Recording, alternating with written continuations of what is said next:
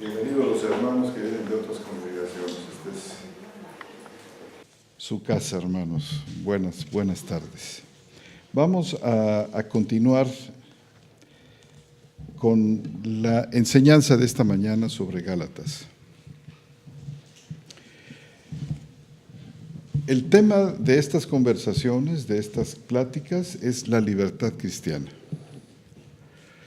¿En qué términos establece el apóstol Pablo esta libertad?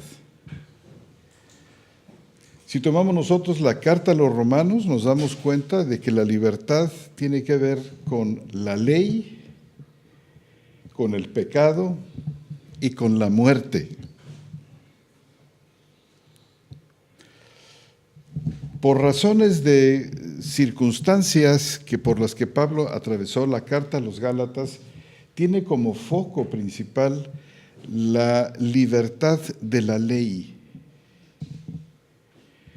mosaica. Los judaizantes que habían entrado a esta iglesia de Antioquía, compuesta por judíos y gentiles, tenían un doble objetivo. Una, afianzar a los creyentes judíos en la ley de Moisés, en las prácticas establecidas en la ley, en la Torá. Y por otra parte tenían también la intención de meter bajo la ley a los gentiles. Y creo yo que ha habido hasta cierto punto una falta de atención de nosotros los creyentes hacia este punto de la ley. Por ejemplo, nosotros hemos leído Gálatas capítulo 3 y hemos dicho que Él, el Señor, nos ha libertado de la ley, en razón de que maldito todo el que no permaneciera en las cosas que han sido escritas en el libro de la ley para hacerlas, capítulo 3 y versículo 10. Y sigue diciendo en el 11, y es evidente que por la ley nadie es declarado justo delante de Dios, porque el justo vivirá por la fe. Pero la ley no es por fe, sino el que las haga vivirá por ellas. Y luego leemos el versículo 13, el Mesías nos libertó de la maldición de la ley, hecho por nosotros maldición, y es muy común que nosotros apliquemos este versículo a nosotros, creyentes gentiles, a no ser que haya algún creyente judío aquí, y decimos, Cristo me libertó de la maldición de la ley. Y decir, perdón hermano gentil, ¿cuándo estuviste tú alguna vez bajo la ley mosaica como para que el Señor te liberte de la ley? Nos hemos puesto a pensar en esto. A los creyentes gentiles, el Señor Jesús no nos ha libertado de la maldición de la ley porque nunca estuvimos bajo esa ley.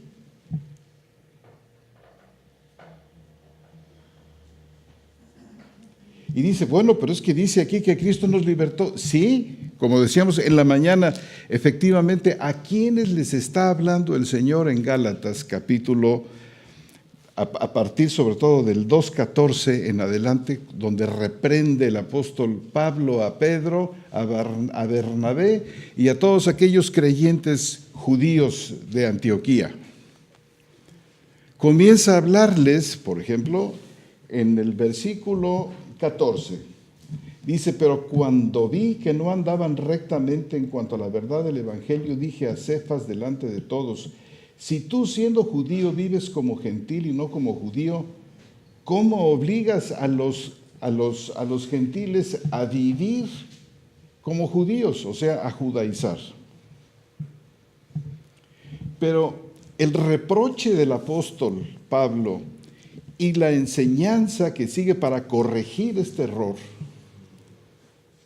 comienza en el versículo 15. Cuando dice, nosotros, judíos por naturaleza y no pecadores de entre los gentiles, sabiendo que el hombre no es declarado por las obras de la ley, sino por la fe de Jesús el Mesías, también nosotros creímos en el Mesías. Hermanos, nosotros judíos por naturaleza. Es decir, Pablo está ahora hablando a Pedro el judío, a Bernabé el judío y a todos los seguidores judíos cristianos que estaban en Antioquía y que estaban sin entender todavía la inclusión pues de los gentiles en el plan de Dios, tanto que se estaban apartando y se estaban echando para atrás de una comunión que ya habían aceptado. Pedro tuvo muchas dificultades para recibir esta idea de que los gentiles eran ahora admitidos dentro del pueblo de Dios. ¿Se acuerdan de ese paño que sube y baja del que hablábamos? Que decías, la voz aquella mata y come, pero resulta que Pedro se resiste. Bueno, alguien dice, Pedro siempre se resistía. Sí, pero el Pedro creyente ahora sigue todavía con cierta resistencia y le dice, Señor, no puedo yo comer cosas inmundas. Y baja por otras 2 ocasiones el velo aquel hasta que Pedro, al parecer, está más o menos convencido de esta situación de que ya no llames tú inmundo a lo que Dios ha limpiado, lo cual se extendía no solamente a los animales. Los animales eran simplemente un signo del resto de la creación de Dios que nuestro Señor limpiaba. Recuerdan que en ese momento llegan los enviados de Cornelio el gentil a buscarlo, porque ya Dios le había dicho a Cornelio que mandara a buscar a Pedro, que estaba en casa de Simón el curtidor. Y llaman a la puerta en ese momento y Pedro seguramente se sobresalta y como buen judío se queda sorprendido. ¿Qué dice Pedro? Te buscan allí. Seguramente le dijeron, te buscan allí unos gentiles. Y no les quepa duda que aquellos gentiles que fueron a buscar a Pedro se quedaron fuera de la casa, porque Simón el curtidor no los dejó entrar como buen judío, que no tiene comunión con los gentiles. Y el Señor le dice a Pedro, ve con ellos. Y Pedro sale con ellos y recuerdan cómo llega Pedro a la casa de Simón y comienza a decir, bueno, es que nosotros los judíos normalmente no entramos a la casa de los gentiles y esto y lo otro, y a medio discurso de Pedro cae el Espíritu Santo y produce aquella experiencia que ya conocían muy bien los apóstoles, del Espíritu Santo produciendo lenguas especiales en aquellas personas, ¿recuerdan? Y Pedro quedó atónito, sorprendido de que entre los gentiles estaba cayendo el Espíritu Santo, invitándoles a formar parte de la nueva comunidad del nuevo pacto.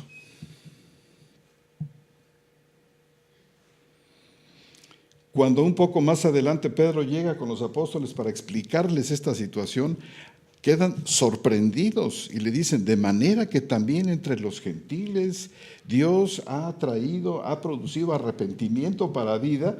Dicho sea de paso, el arrepentimiento no es algo que es fruto del corazón del hombre, sino es don del Espíritu Santo que lo concede. Dios ha dado arrepentimiento para vida.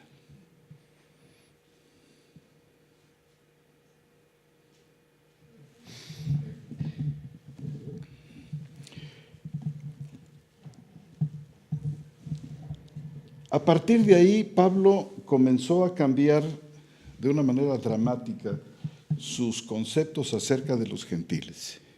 Dios tuvo que hablarle tan fuerte en aquella experiencia y darle aquella impactante experiencia del Espíritu Santo cayendo. Cuando todavía más adelante se funda la iglesia judío-gentil de Antioquía, Pedro va a dar a Antioquía.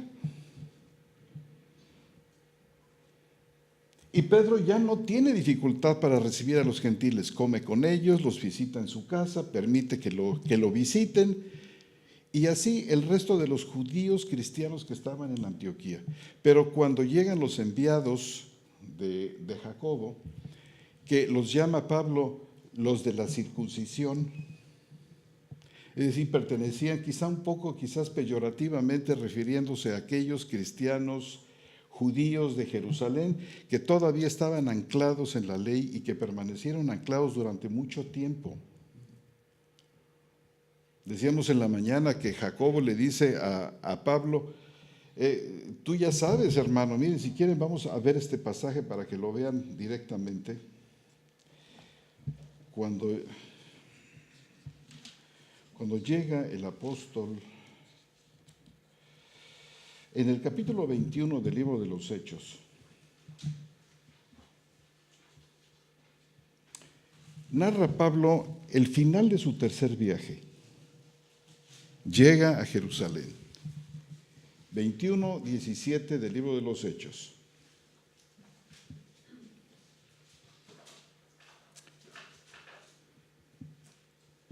Cuando llegaron a Jerusalén, los hermanos nos recibieron cordialmente. Y al día siguiente Pablo entró con nosotros ante Jacobo y se reunieron todos los ancianos y después de saludarlos les fue refiriendo una por una las cosas que Dios había hecho entre los gentiles por medio de su ministerio. Y ellos al oírlo glorificaron a Dios, luego le dijeron, ya ves, hermano, cuántos millares de judíos que han creído y todos son celosos,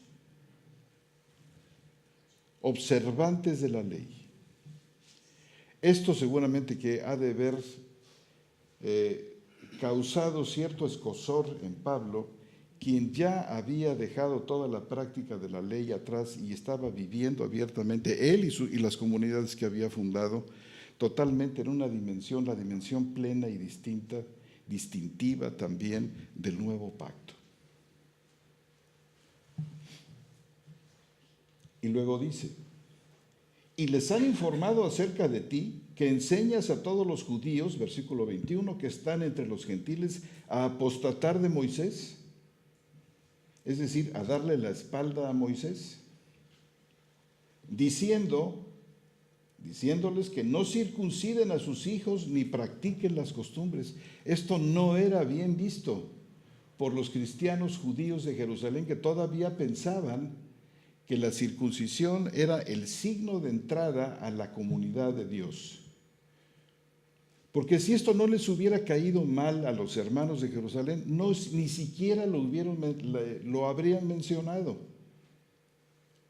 Pero como había una buena parte de estos cristianos judíos que estaban allí, seguramente fariseos la mayoría o sacerdotes, ellos tenían una fuerte opinión todavía muy favorable hacia Moisés de que era necesario que los gentiles de un modo u otro guardaran la ley de Moisés. No formaban parte de la ley de Moisés. Los gentiles nunca estuvieron bajo la ley mosaica, tan es así que cuando los judíos quieren recibirles, les dice, tienen que ser como nosotros, tienen que circuncidarse como nosotros, tienen que guardar las leyes de las dietas y guardar los días y guardar toda la ley en su conjunto.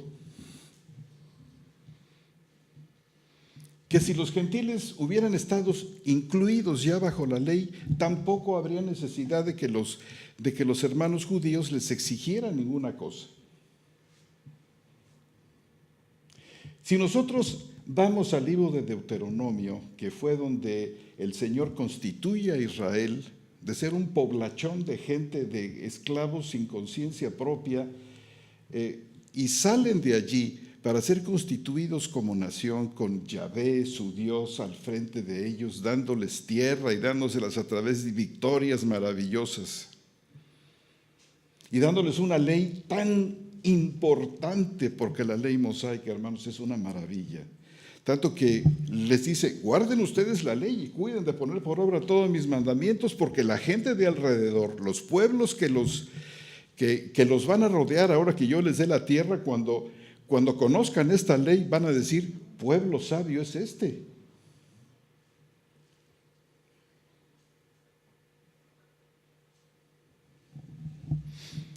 Pero cuando los llamó, hermanos, fíjense en qué términos el Señor establece el pacto con ellos. Los invito a que vayamos al libro de Deuteronomio.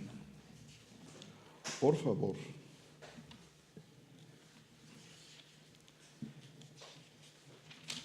En el capítulo 5, versículos 1, 2 y 3.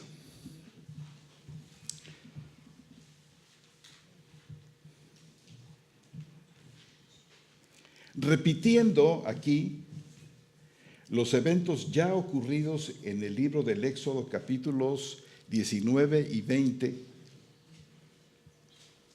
es decir, aquel momento en que el Señor les da la ley. Recuerden, el Señor establece un pacto con el pueblo israelita, primero hablándoles la ley, además de una manera tan dramática que dice que el monte aquel de donde salía la voz del Señor temblaba de tal manera. Y era un espectáculo de nubes y sismo de tal magnitud que dice que Moisés mismo estaba temblando.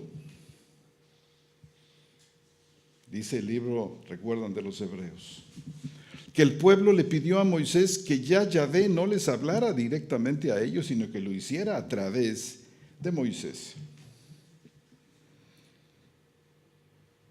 Después les dio las tablas de la ley. Recuerdan, Moisés después rompió aquellas tablas debido a la infidelidad del pueblo, y el Señor se las volvió a dar porque el pacto que Dios había establecido con los judíos seguía.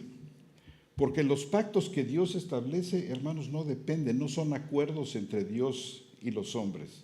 Son totalmente monergísticos. Es decir, son pactos que parten de Dios, quien celebra el pacto, quien pone las condiciones, quien llama al pacto, hermanos, y los demás dicen amén. No son pactos sinergísticos en el sentido de que muchos participan y Dios se sienta en alguna especie de mesa de negociación para establecer condiciones con ellos. No, hermanos, así no es. Dios llama al pacto, convoca, y dice el libro de Deuteronomio capítulo 5, refiriéndose a aquellos eventos de Éxodo capítulo 19 y 20, dice: convocó entonces Moisés a todo Israel y les dijo: oye Israel, los estatutos y decretos que yo hablo, oye a vuestros oídos, para que los aprendáis y los pongáis por obra. Noten ustedes lo que dicen los versículos 2 y 3. Yahvé nuestro Dios estableció un pacto con nosotros en Horeb. Horeb es otro nombre de Sinaí. Y noten, no fue con nuestros padres con quienes Yahvé estableció este pacto, sino con nosotros los que hoy estamos aquí todos vivos. Cara a cara habló Yahvé con nosotros en el monte, con vosotros en el monte de en medio del fuego.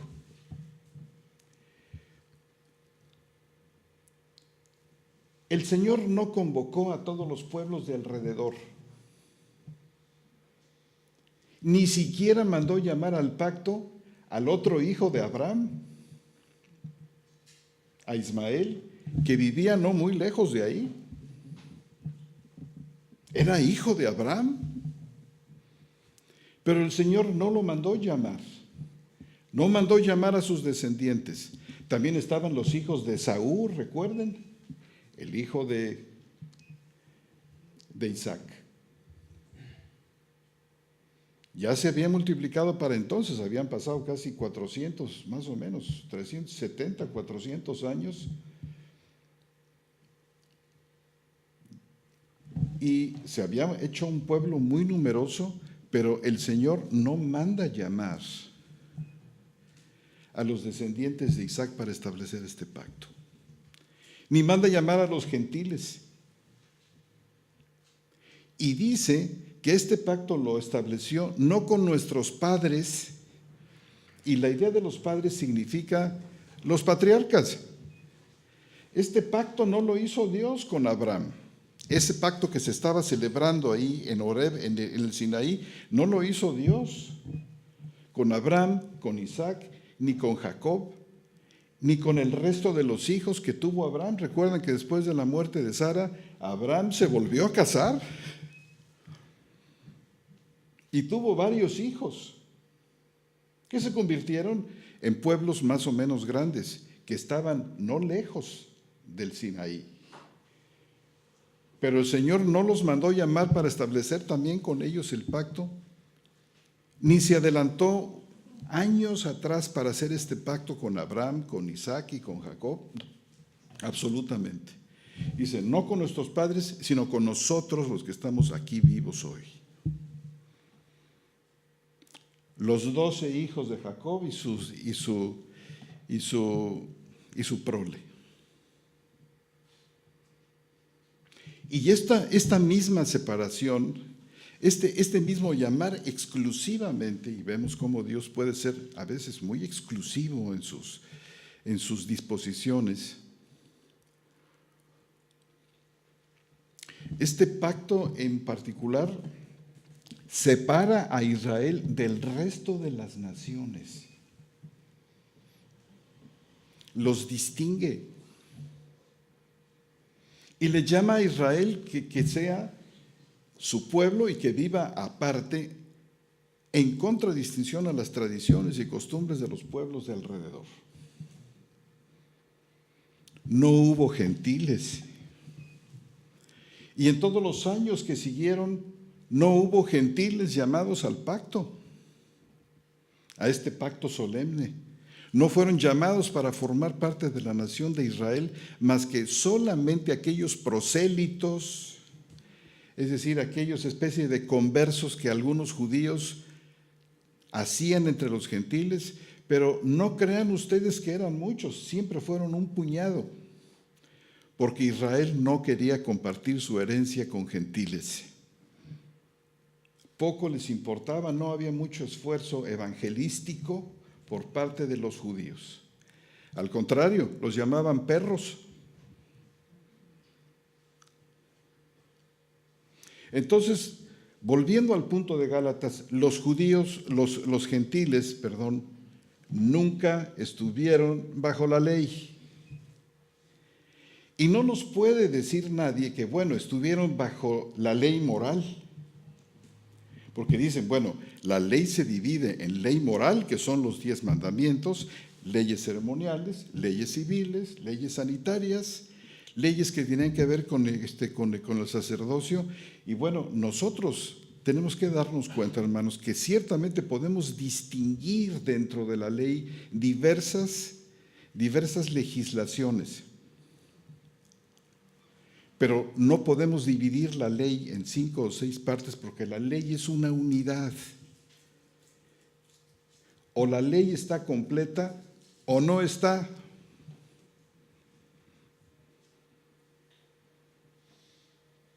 Es totalmente equivocado que nos digan que toda la humanidad estuvo bajo los 10 mandamientos, no es cierto. Incluso los adventistas dicen que estos 10 mandamientos fueron la ley eterna, inclusive antes de la creación entre los ángeles, y que seguirá después en el estado eterno. Que Abraham estuvo bajo los 10 mandamientos, lo cual es absolutamente falso.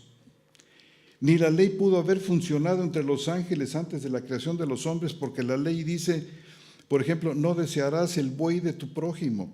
Y nos preguntamos nosotros, ¿qué? ¿Entre los ángeles había bueyes? ¿Que no debían desear el buey de su prójimo?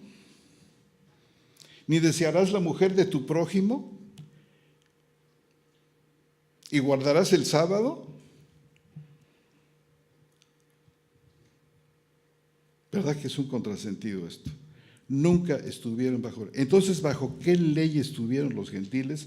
La carta a los romanos en el capítulo 2 nos da una respuesta formidable, magnífica,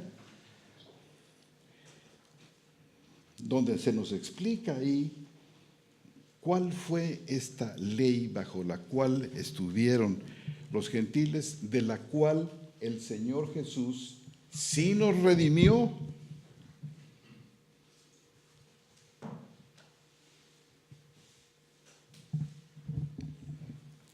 Dice el libro de los Romanos capítulo 2 y versículos 12, 13 y 14.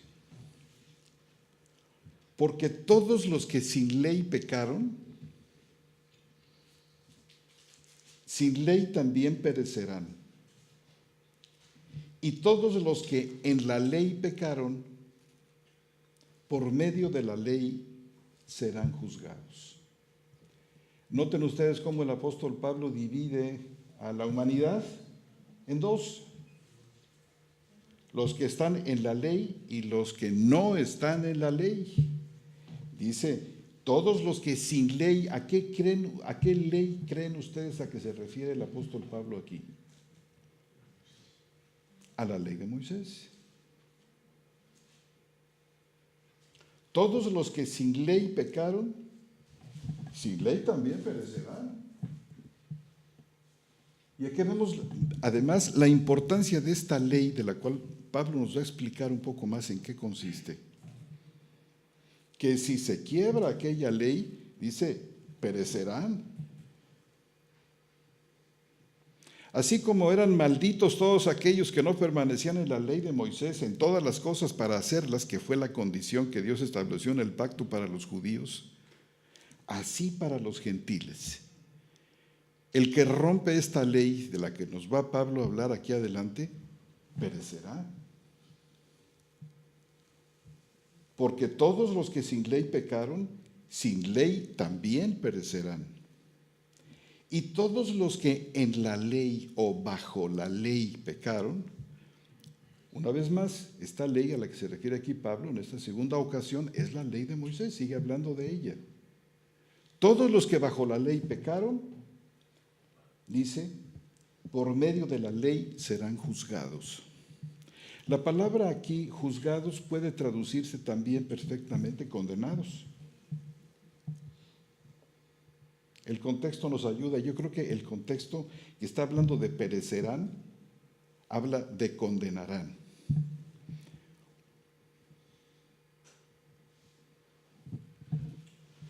Noten ustedes, si de alguna manera la ley de Moisés estuvo o fue normativa para los gentiles, entonces Pablo no habría podido decir esto que está diciendo, no habría podido decir que los que sin ley pecaron. Dirían, no, pues de alguna manera los 10 mandamientos mosaicos están funcionando en ellos, pero los 10 mandamientos solos no pueden funcionar para nadie más que para los gentiles. Porque estos 10 mandamientos funcionaron como el pacto. Funcionaron como el signo del pacto que Dios estableció con ellos. En muchos lugares, al hablar de los 10 mandamientos, se refiere a las 10 palabras, a las palabras del pacto. Era el documento, por así decir, aquellos 10 mandamientos grabados en las tablas, era algo así como una escritura pública. El signo tangible del pacto que Dios estableció con ellos. Por eso cuando Moisés la rompió, el Señor se la reemplaza otra vez y hace que estas tablas estén metidas dentro del arca. Porque tienen el carácter de signos, son especiales para mostrar de una manera práctica, evidente, tangible, de que Dios se había hecho un pacto con ellos.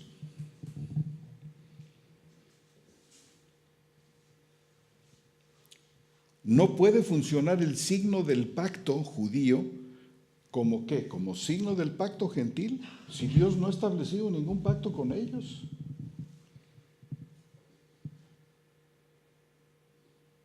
Y los 10 mandamientos no son una especie de comodín que Dios pone a unos y a otros como una especie de norma moral a través de la cual vivan. Ahora, el hecho de que, decíamos, los gentiles son mencionados como los que son sin ley, ¿esto significa entonces que los gentiles no vivieron bajo ningún tipo de ley? Dice Pablo, no. Porque los que viven sin la ley mosaica, de cualquier manera perecerán por sus pecados. Entonces tiene que haber otro estándar moral a través de los cuales, aparte de la ley mosaica, a través de los cuales los gentiles van a ser juzgados. Y nos dice Pablo cuál es. Porque no son los oidores de la ley los justos ante Dios, sino los hacedores de la ley serán declarados justos. Este es el principio universal que Pablo está estableciendo aquí en un contexto todavía un poco más amplio del contexto que yo estoy mencionando en este momento. Es decir, ¿cuál es el estándar de juicio de Yahvé? La fidelidad a su palabra. Si ustedes notan, dice en el versículo 11, porque ante Dios no hay acepción de personas. Dios no tiene favoritismos. Y siempre la palabra dada por parte de Dios, ya sea en forma de tabla o ya sea en forma de escribirla en el corazón, tiene este carácter normativo. Y Dios queda perfectamente justo al aplicar un estándar moral a toda la humanidad, judíos y no judíos. ¿En qué consiste esta ley? Pues que si no la guardan los gentiles perecerán, nos dice el versículo 14. Porque los gentiles, aquí los está ya identificando, los gentiles que no tienen ley,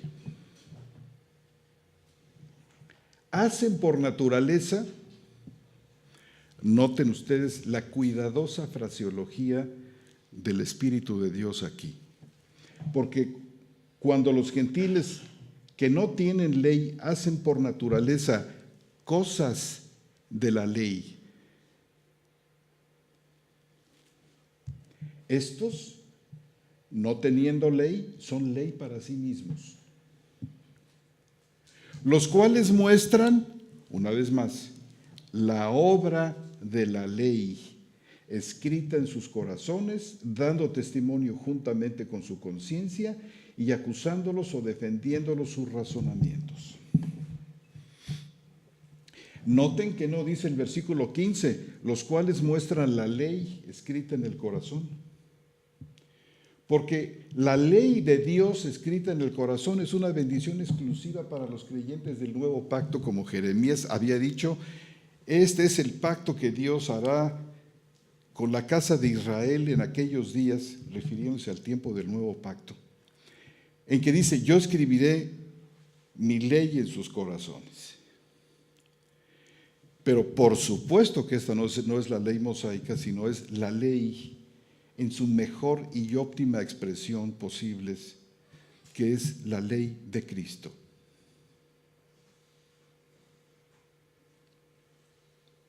La ley a la que se refiere Jeremías, hermanos, no puede ser los 10 mandamientos solamente porque la ley es una unidad que está toda o se cae toda. Cuando Dios en el año 70 termina finalmente, destruye el último reducto que les quedaba a los judíos de ese pacto mosaico, cuando desbarata el templo, cuando manda a todos los judíos, a todas las naciones, durante un periodo larguísimo, los despoja de la tierra. La tierra era esencial para que el pueblo judío fuera una nación. Les quita la tierra, así como cuando los sacó de Egipto se las dio, ahora se las quita. Ya había ocurrido 500 años antes aproximadamente, cuando los judíos fueron llevados a Babilonia, que el Señor momentáneamente les quitó la tierra, pero los trajo de regreso a su patria y se las volvió a dar. Y esto tenía que ser así, porque todavía quedaba pendiente la promesa del Mesías que debía ocurrir. Pero resulta que en el año 70 después de Cristo ya no hay un regreso de la tierra. Por un periodo larguísimo de 2000 y pico de años, o 2000 años, o 1900 y pico de años. Pero el punto que quiero enfatizar con ustedes es este, hermanos. ¿Qué dice? Que la obra de la ley está escrita en el corazón. Aquí ha habido una multitud de opiniones con respecto a qué es esta obra de la ley, o qué es lo que dice aquí en el versículo 14 que dice, hacen por naturaleza cosas de la ley. Es decir, el Señor, en lo que sí hay un acuerdo básicamente total, es que Dios ha escrito en todos los hombres una serie de principios morales que algunos le han llamado la ley natural. Aunque aquí entramos en conflicto con la filosofía y la idea de la ley natural que manejan los filósofos griegos, que la llamaban así. Pero no hay una distancia muy grande entre el concepto griego de la ley natural y vamos a decir, concepto cristiano de la ley natural que imprime. Es decir, Dios pone en el corazón una serie de principios morales que son respaldados por la conciencia y que quedan perfectamente claros a través de un movimiento espiritual interior de pensamientos que, como dice aquí, juntamente con la conciencia, les acusan o los defienden. Unos dicen, por ejemplo, unos comentaristas, que esta obra de la ley no es la ley, sino señala obra de la ley, es decir, aspectos parciales de la ley, aspectos que se traslapan con los mosaicos con respecto, por ejemplo, a la vida o la muerte, con respecto al respeto de los ancianos y de las mujeres, con respecto a no codiciar los bienes. Todas estas cosas están ahí presentes, hermanos, y han estado presentes en los corazones de los hombres desde la más remota antigüedad. Muchísimos siglos antes de que la ley de Moisés fuera dada. Si nosotros examinamos cuáles son las reglas morales que rigen a las tribus que los han regido desde tiempos inmemoriales, son principios que podemos establecer como muy comunes para todos ellos, elementales si ustedes quieren, porque nunca los gentiles recibieron un cuerpo de ley tan magnífico como el que Yahvé les entregó en el Sinaí y a lo largo de los 40 años en el desierto. Pero son principios tan importantes que, por ejemplo, Hammurabi, los babilonios, lograron establecer una legislación verdaderamente extraordinaria que hoy llama la atención de los arqueólogos y los antropólogos y los historiadores. El Código de Hammurabi es una maravilla legal. ¿Y saben de dónde parte? De estos principios sencillos que Dios plantó en el corazón de todos los hombres.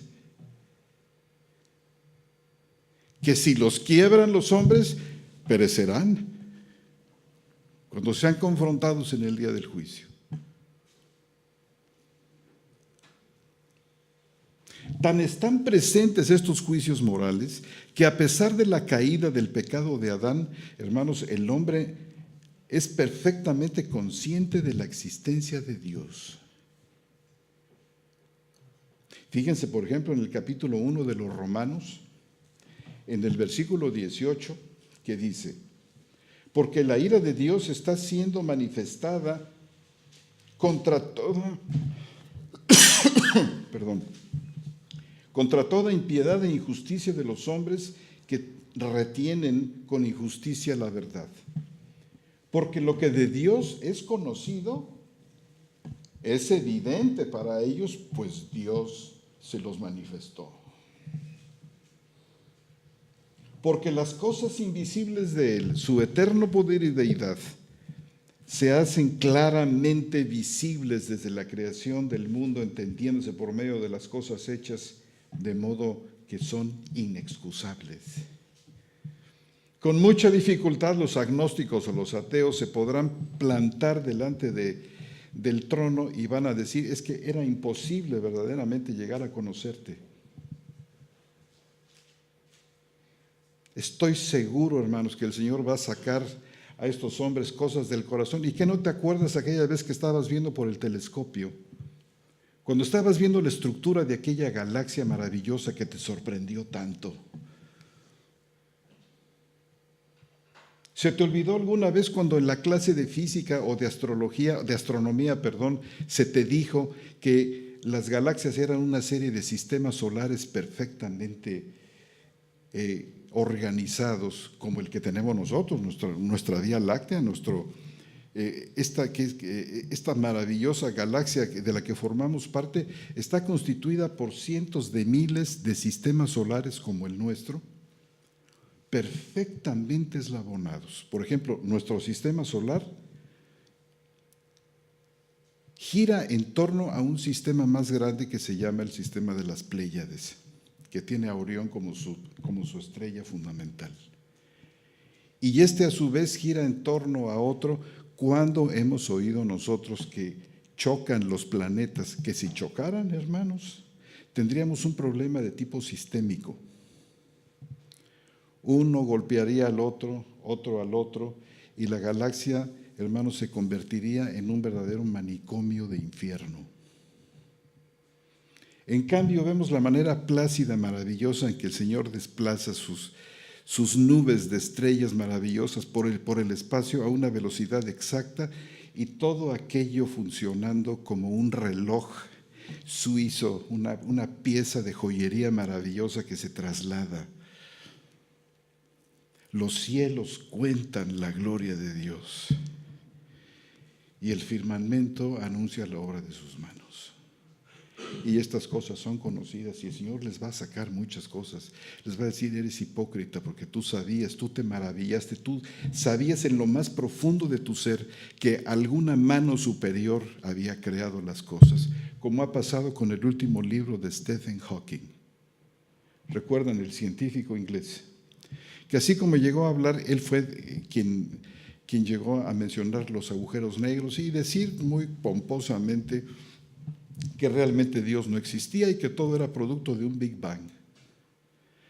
En su último libro, que ya está traducido al español, se llama El Gran Diseño, se muestra realmente honesto Hawking y dice: bueno, la verdad es que hay una serie de preguntas que yo me he hecho a lo largo de mi vida, y la principal de ellas es el diseño. ¿Por qué el universo tiene un diseño?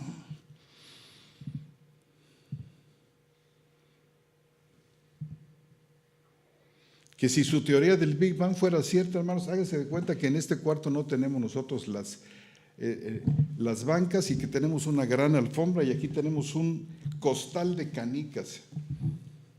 Imagínense que desde aquí soltamos el costal de canicas y las canicas se esparcen.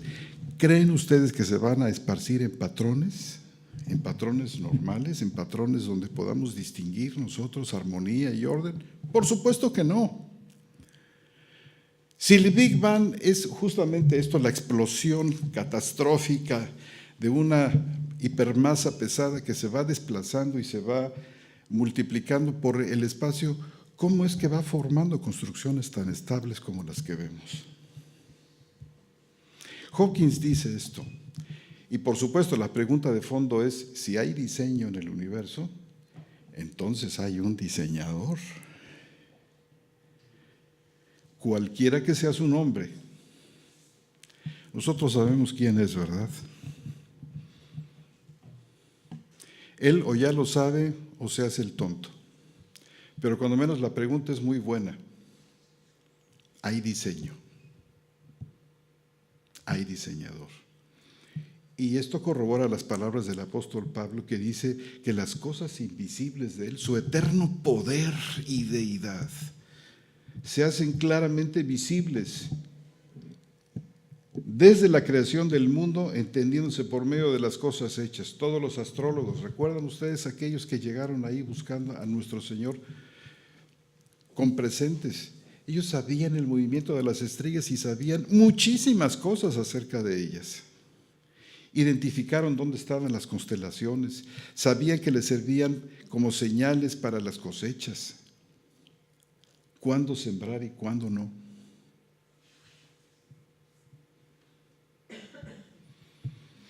Y dice: porque habiendo conocido a Dios, versículo 20, no le glorificaron como a Dios ni le dieron gracias, sino que se envanecieron, se entregaron a vanas especulaciones, y su necio corazón fue entenebrecido. 3 veces dice esto. Habiendo conocido a Dios, versículo 21, pero al no conocerlo, Dios los entrega, y dice el versículo 24, por esto Dios los entregó en las concupiscencias de sus corazones, y versículo 26, por eso Dios los abandonó, por el hecho de que sabían que estaba Dios presente, este Creador, si ustedes quieren, sin nombre. Y en este sentido del asombro, doblar la cabeza y decir, ¿quién eres?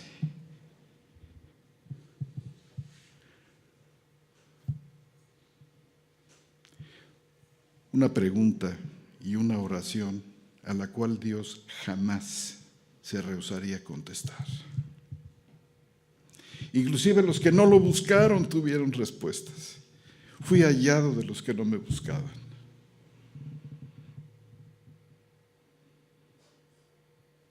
Me di a conocer con aquellos que no preguntaban por mi nombre,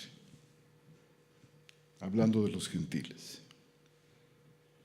Y no solamente había un sentido en función de esta ley interna, un sentimiento de dependencia y un sentido de la creación que les permitía conocer a Dios, sino además, dice la carta a los romanos en el versículo 32, que había un sentido moral adentro. Fíjense cómo dice, quienes habiendo entendido el pronunciamiento de Dios, que los que practican tales cosas son dignos de muerte, no solo las hacen, sino que también se complacen con los que las practican. O sea, había un conocimiento interno ético que les permitía conocer el pronunciamiento de Dios en cuanto a las acciones humanas. No solamente su presencia, sino un verdadero juicio moral. Esta es parte de la obra de la ley, este conocimiento íntimo que judíos y gentiles, toda la humanidad tienen.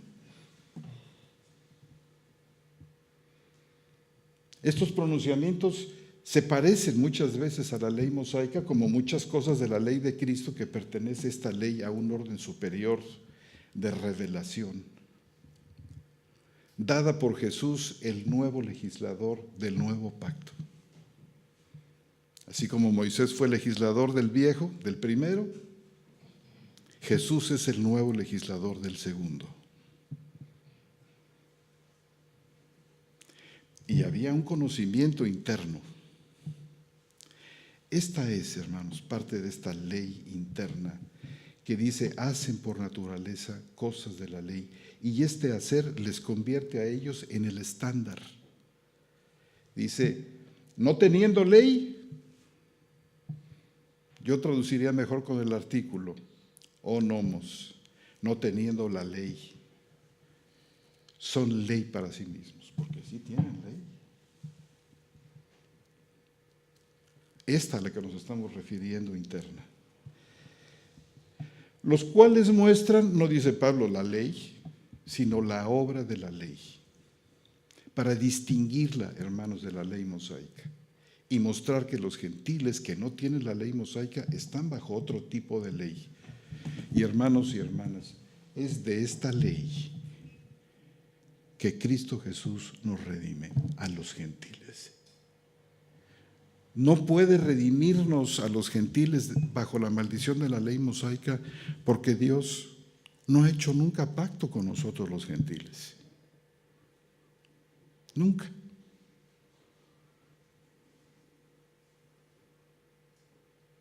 Pablo menciona en Gálatas, nos libertó de la maldición de la ley, pero ¿a quién está hablando? Decíamos Pablo ahí. Está hablando a Cefas, está hablando a Bernabé, está hablando a todos aquellos judíos cristianos de la iglesia de Antioquía, exclusivamente. Y podemos notar en el desarrollo de la carta a los Gálatas que hay un nosotros y un ustedes, o vosotros. Nosotros, ustedes, nosotros, ellos. Como distinguiendo que algunas cosas de las que estaba Pablo enseñando no solamente tocaban exclusivamente a judíos, sino también a los gentiles. Entonces, el concepto de ley, en todo caso, tendría que ampliarse un poco más. de la ley mosaica para incluir también esta ley interna de la cual Jesús efectivamente nos libra. Lo cual quiere decir que esta ley interna, ley moral, algunos la llaman ley de la conciencia, pero se equivocan, porque dice que esta ley junto con la conciencia crea una serie de pensamientos que condenan o absuelven.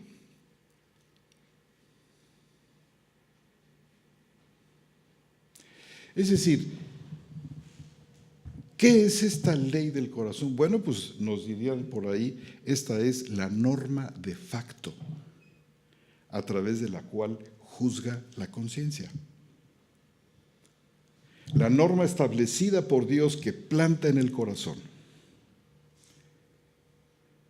Fíjense ustedes, si la norma de facto cambia, la conciencia sigue operando diciéndonos bien y mal, sobre todo mal, más que bien. Porque la ley de la conciencia no nos señala cuando hacemos bien generalmente, sino cuando hacemos mal. ¿Hubo cambio de norma? Por supuesto que sí. Por ejemplo, llega un momento en el Israel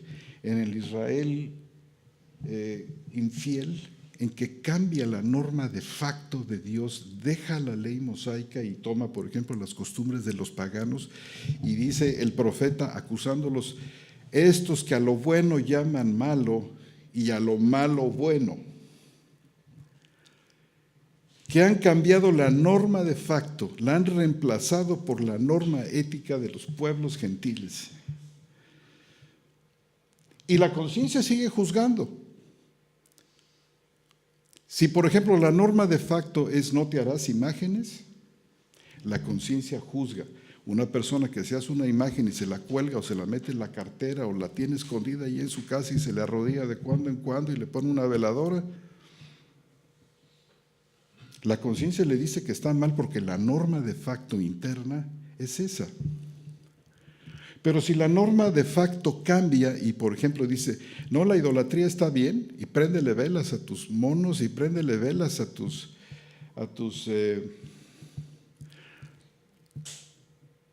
ídolos, entonces, si esta es la norma de facto, la conciencia va a actuar en consecuencia y va a decir, si tú no le prendes veladoras aquí a estos, estás equivocado.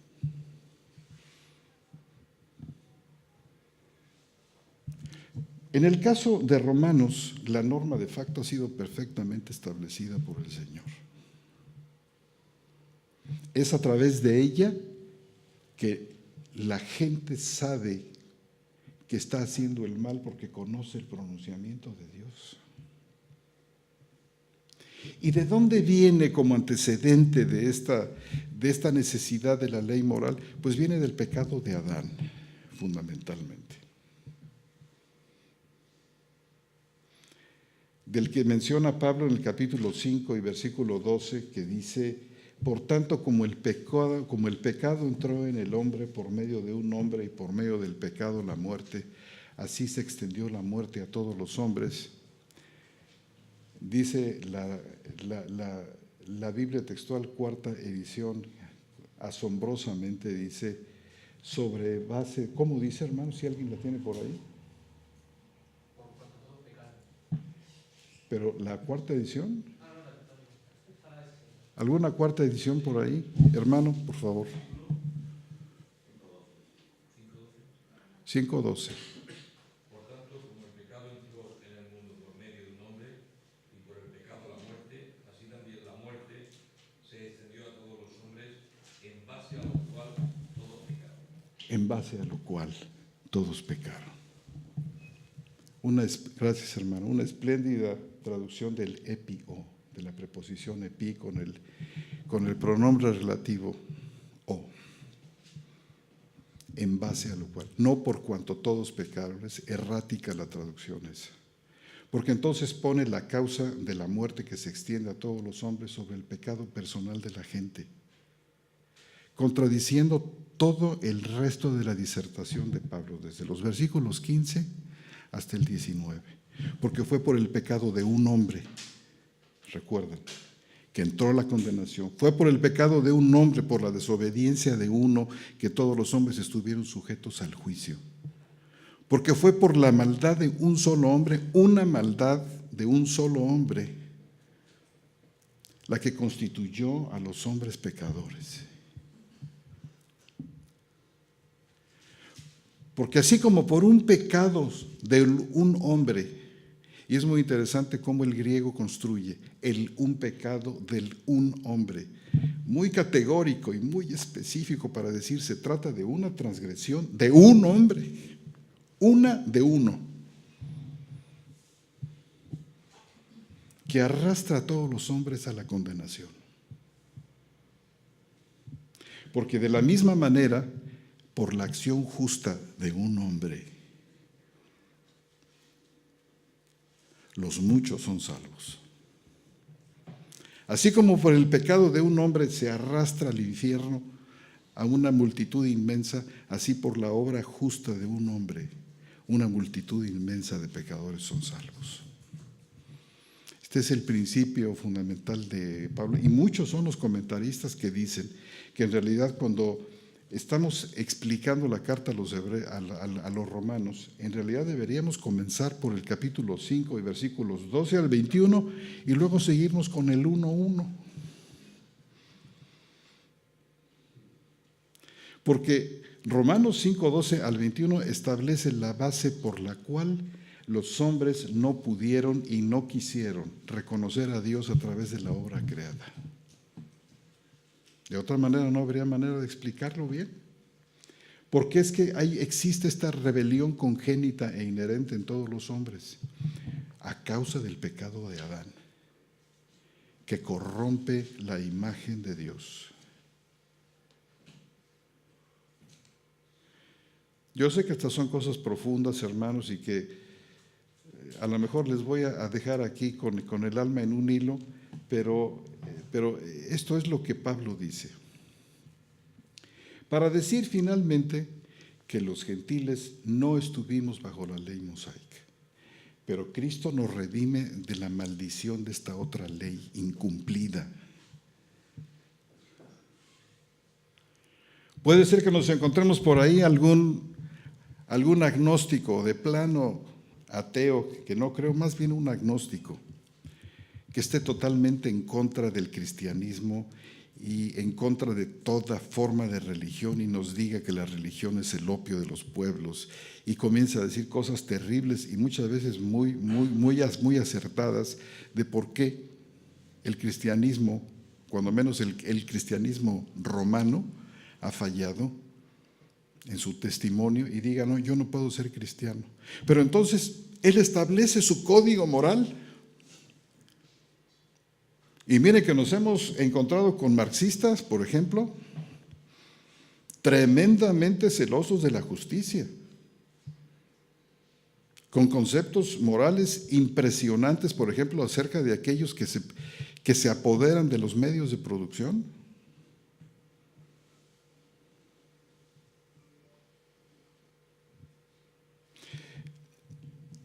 Y ellos se establecen a sí mismos como su propio estándar moral. Bueno, pues sobre la base de ese estándar moral el Señor les va a llamar a cuentas y les va a decir, a ver, ven acá, chato. ¿Tú pensabas esto? ¿Para ti estableciste estas y estas cosas como principios morales porque todo lo que te rodeaba alrededor no te convencía, más bien te distanciaba? Por ejemplo, de todas las formas del cristianismo histórico. Bueno, pues tú traicionaste tu propio estándar cuando el 15 de enero de 1989 a las 4:50 de la tarde te aprovechaste de que tu vecino se fue a trabajar y tú tuviste relaciones con su mujer, habiendo dictaminado que para ti eso era injusto y malo.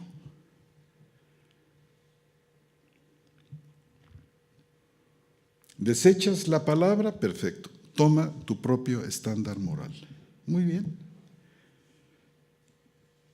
Vamos a juzgarte por ese estándar moral.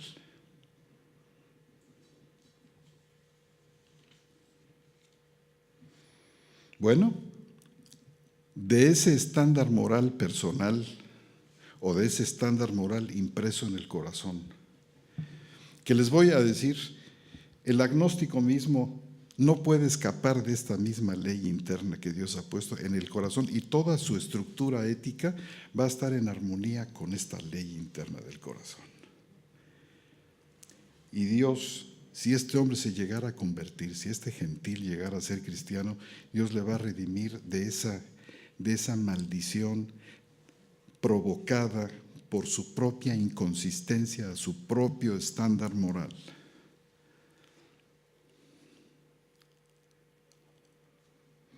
A los judíos que estuvieron bajo la ley mosaica, ciertamente los redime de la ley de Moisés, es un hecho, es una realidad.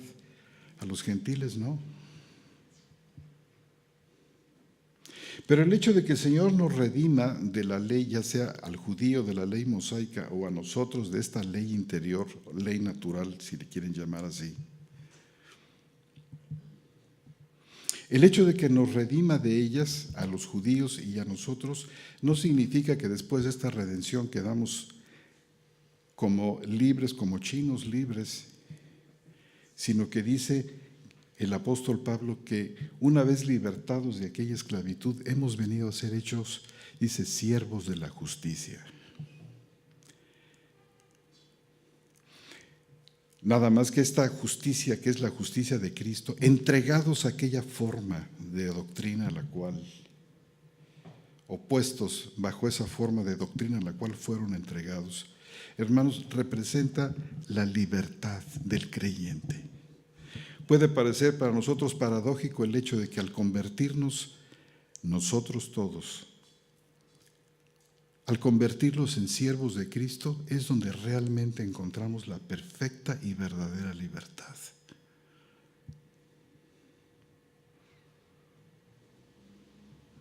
Bajo la ley de Cristo somos libres. Bajo la ley mosaica no, porque la ley mosaica dice, maldito todo el que no permanece en todas las cosas de la ley para hacerlas. Pero en la ley de Cristo nos encontramos un principio radicalmente distinto.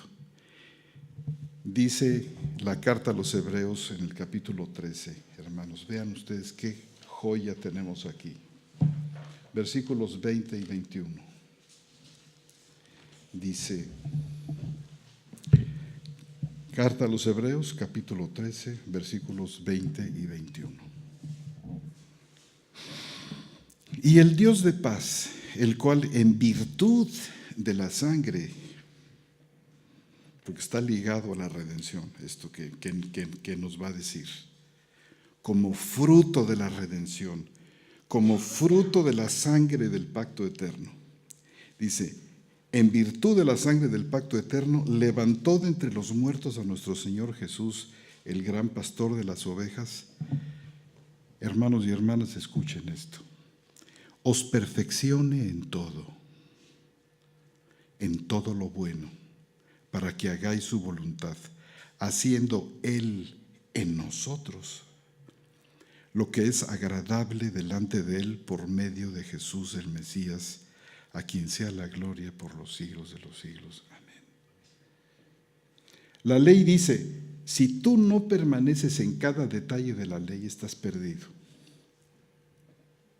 Es imposible guardar alguno de los 10 mandamientos sin al mismo tiempo estar obligado con todo el resto de la ley mosaica,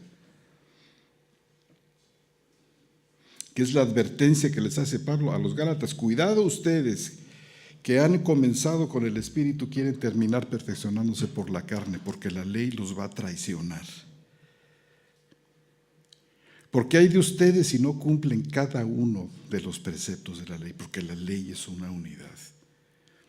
Pero en el nuevo pacto, nuestro gran pastor, por la sangre del pacto eterno, dice, os perfeccione Él en todo lo bueno, para que hagáis su voluntad, haciendo Él en nosotros, haciendo Él en nosotros. Hermanos, hay que poner una placa más aquí de esas doradas. nada más que con focos por detrás, que pongan Hebreos 13:21 y lo tengamos presente todo el tiempo.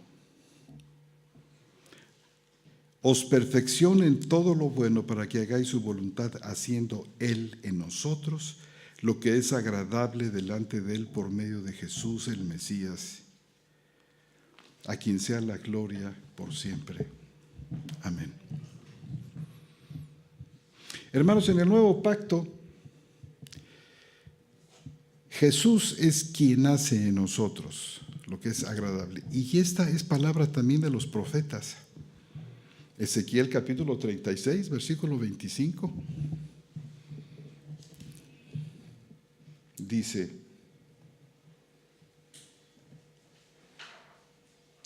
y vean ustedes cómo la palabra de Ezequiel, que además es palabra del pacto, se cumple en el pacto eterno. Dice capítulo 36: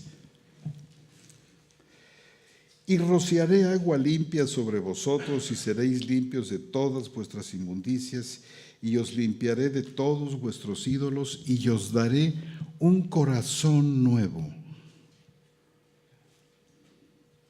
Y pondré un espíritu nuevo dentro de vosotros. Y quitaré de vuestra carne el corazón de piedra, y os daré un corazón de carne.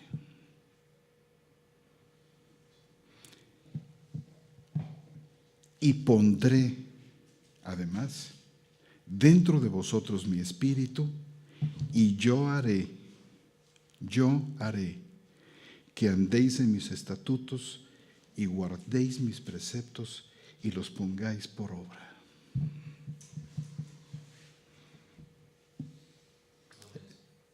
Es idéntico, tiene su cumplimiento en Hebreos capítulo 13, porque allí es el Señor el que hace.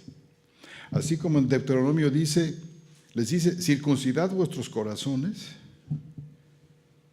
que finalmente es algo que no pueden hacer, porque como decía también el profeta Ezequiel, ¿quién puede cambiar el color de su piel? ¿Quién tiene o quién podría cambiar el color de la piel de los leopardos? ¿Alguien puede añadir un codo a su estatura? Dice, ¿podréis vosotros hacer el bien estando habituados a hacer el mal? Porque engañoso es el corazón y perverso, irremediablemente perverso más que todas las cosas. Y creo que la Biblia textual aquí también dice algo, creo que Reina Valera también, aunque la otra también, creo que la Nueva Versión Internacional traduce hermosamente este pasaje, dice que no tiene compostura el corazón humano.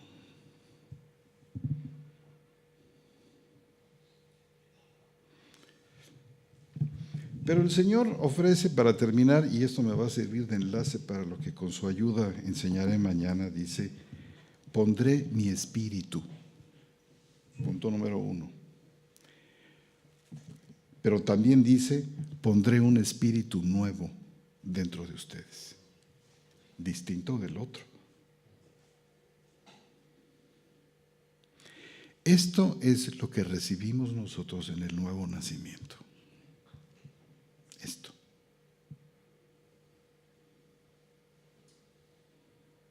Y esto es lo que nos sirve de pie para entender el concepto de Pablo de la libertad cristiana. Primero, libertad de la ley, ya sea la ley mosaica o sea la ley natural, y sus consecuencias al quebrarla.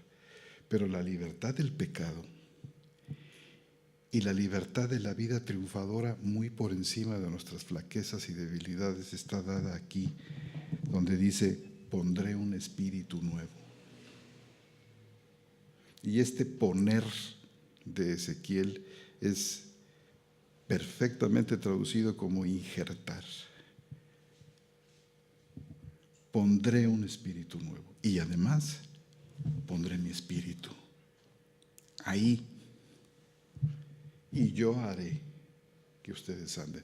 En otro lugar de Jeremías, ahora, perdón, aquí en el capítulo 27 dice, el capítulo 36 de Ezequiel, donde estábamos, para que nos demos cuenta que esta es palabra del pacto. Tenemos aquí la fórmula del pacto. Habitaréis en la tierra que di a vuestros padres, y vosotros me seréis por pueblo, y yo seré a vosotros por Dios. Esta palabra última es la señal, es la clave, es la contraseña, la fórmula del pacto. En en Jeremías 31, la tenemos también. Estos son los como indicadores que tenemos nosotros en las Escrituras para darnos cuenta que no es solamente un buen deseo que Dios va a cumplir en algún momento del futuro, sino está enlazado cuidadosamente con la enseñanza bíblica de los pactos. Dice el capítulo 31, versículo 31.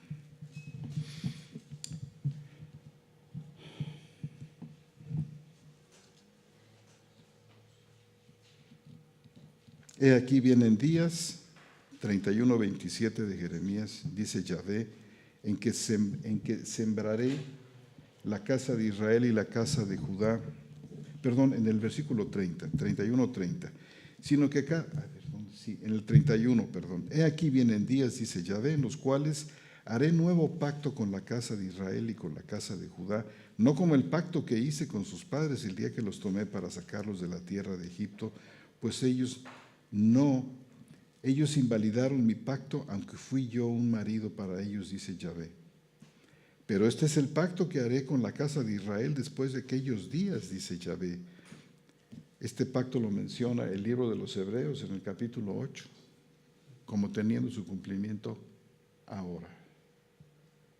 En estos días finales, en estos días escatológicos que van de la primera a la segunda venida de Cristo, porque en estos postreros días Dios nos ha hablado por el Hijo.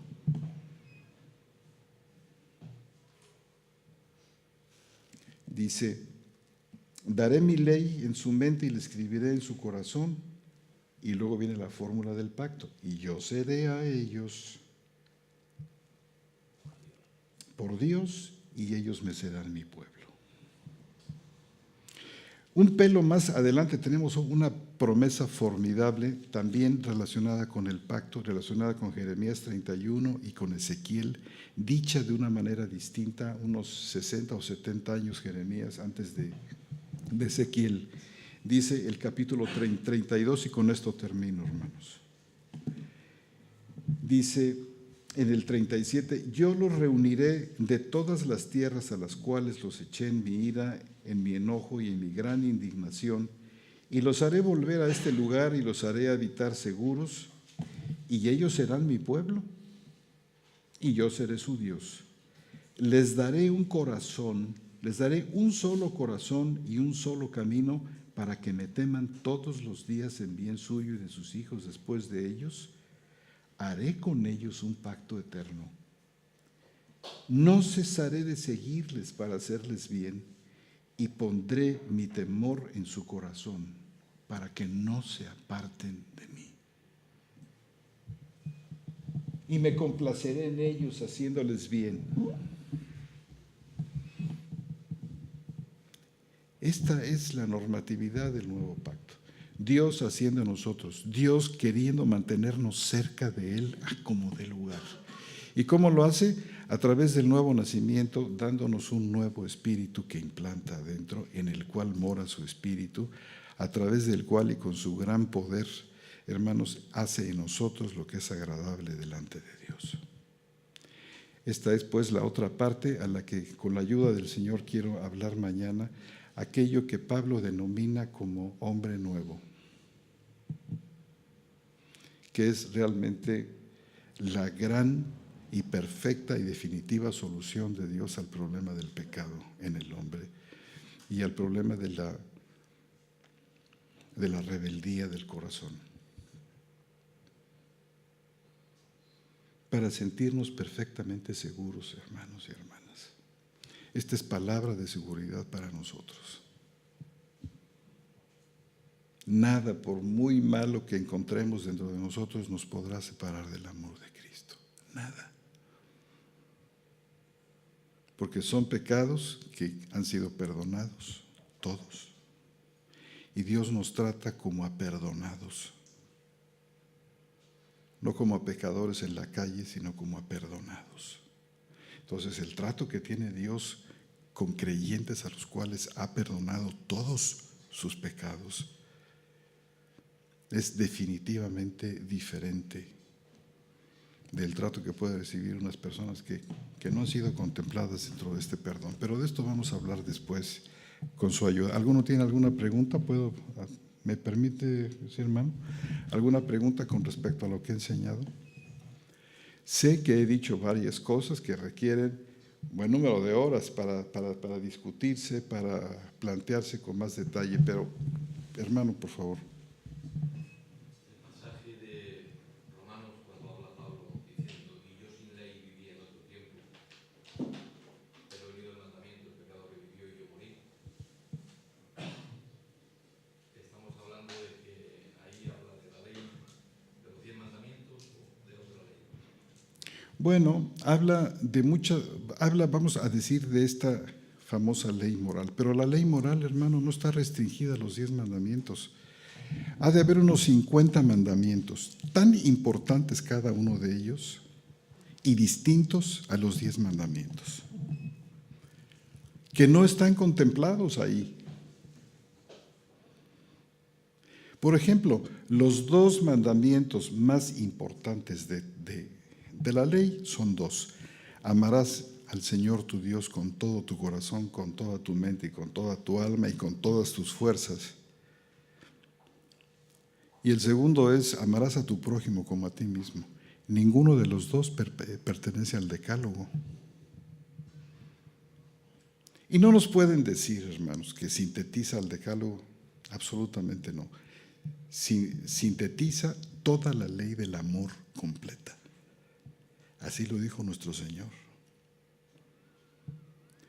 Y eso de que yo vivía en un tiempo sin ley, bueno, se refiere al Pablo que crece como judío y es niño, pero llega un momento en que llega a la edad del discernimiento, conoce la ley y la ley inmediatamente actúa, haciendo que el pecado se vuelva tremendamente floreciente y creando una conciencia de culpa, que es la que provoca la ley. Para esto fue dada la ley, hermanos, no para santificarnos. La ley no puede santificar a nadie.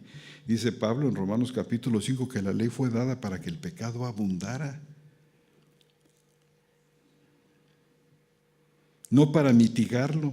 La ley no es, como muchos piensan, algo así como un bozal que le ponemos a una rienda a un caballo.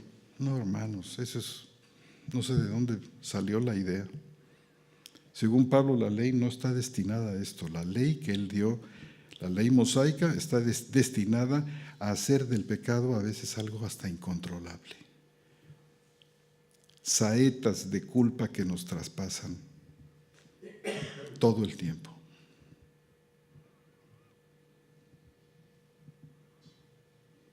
¿Alguna otra pregunta, hermanos? Por favor. Yo quería preguntarte si has dicho que la palabra de Dios, ¿no? Dice que Dios obra en nosotros para que nosotros hagamos buenas obras, ¿no? Sí, hermano. Y en el Nuevo Testamento encuentras exhortaciones de los apóstoles, ¿no?, a hacer buenas obras, ¿no? Y quería un poco saber cómo encajar estas dos cosas, ¿no?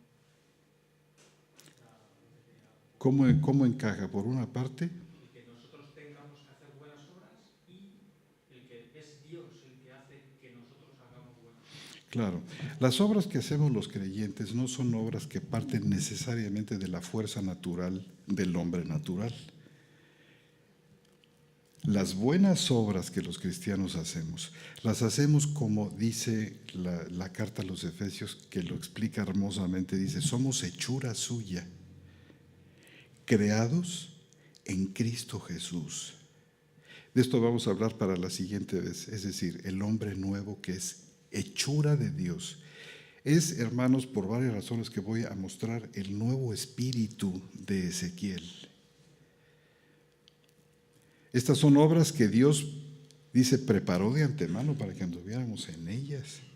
No son obras comunes y corrientes que se nos ocurren. son las obras que el Señor predeterminó para que nosotros anduviéramos con ellas. Y hermanos, en un pasaje muy interesante de Filipenses, dice que nosotros cuidemos nuestra salvación o la prodiguemos con temor y temblor. Pero se nos olvida la partícula que sigue y el versículo que sigue, que es causativo, dice porque. Gar en griego. Porque Dios es el que en vosotros energiza. Tenemos ahí el verbo griego energeo, que es exclusivamente aplicado a Dios y a veces a Satanás por su actividad sobrenatural, pero normalmente en términos salvíficos, en contextos salvíficos a Dios, dice Dios es el que energiza.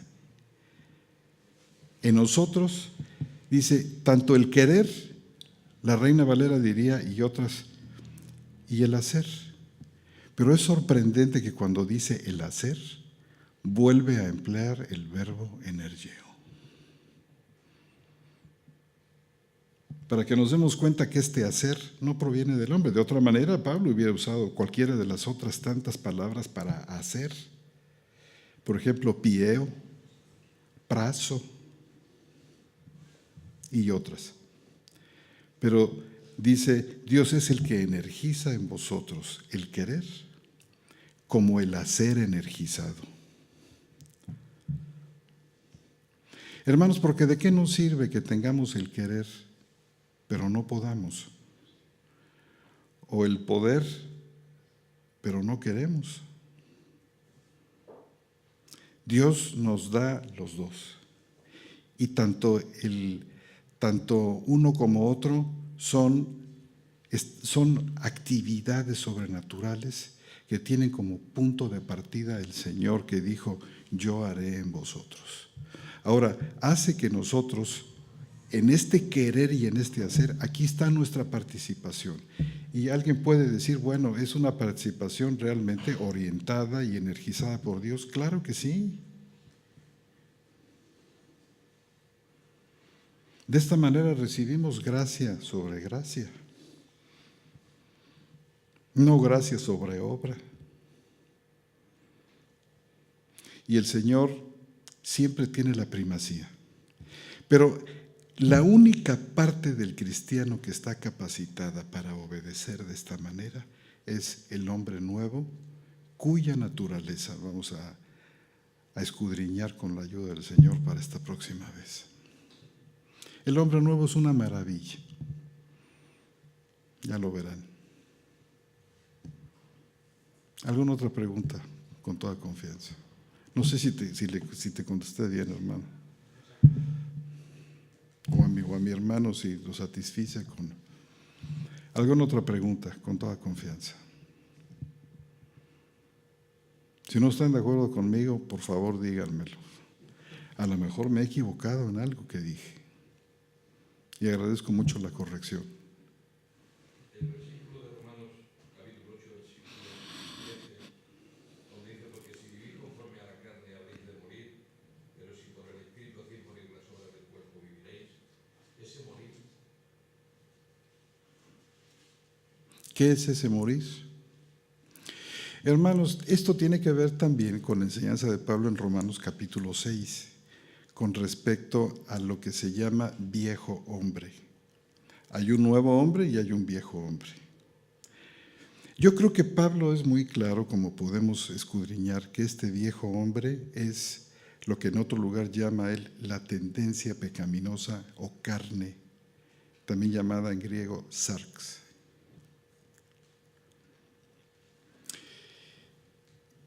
Muchos dicen, el viejo hombre fue crucificado con Cristo, por tanto está muerto.